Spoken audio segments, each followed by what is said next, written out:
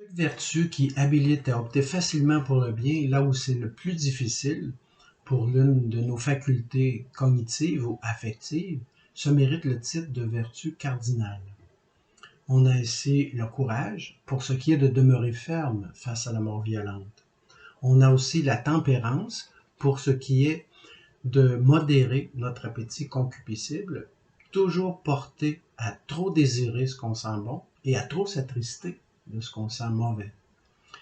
Or, deux biens suscitent les désirs les plus difficiles à modérer, la nourriture et la sexualité. La nature leur a attaché les désirs les plus forts parce que ce sont les biens qu'il est le plus urgent d'assurer pour que la vie continue. Mais leur essence diffère assez pour que leur juste milieu nécessite des qualités distinctes. Aussi, deux vertus distinctes se méritent le nom de tempérance comme deux espèces en lesquelles la tempérance se divise.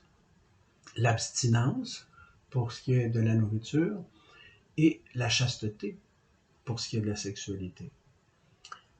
On peut s'étonner de ce qu'on nomme abstinence, la vertu qui nous fait non nous abstenir de nourriture, mais en manger et y prendre plaisir de la manière la plus appropriée à notre bonheur.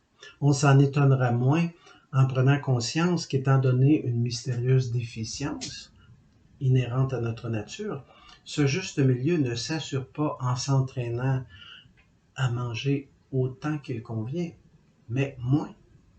Comme on ne redresse pas une barre tordue en la remettant droite, mais en la tordant quelque peu dans l'autre sens.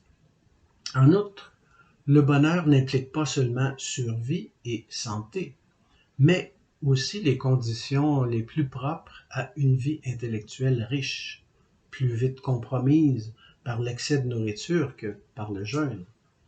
On s'étonnera aussi qu'on nomme chasteté, de castitas, châtiment, correction, la vertu qui nous fait tirer de la sexualité le meilleur profit pour notre bonheur.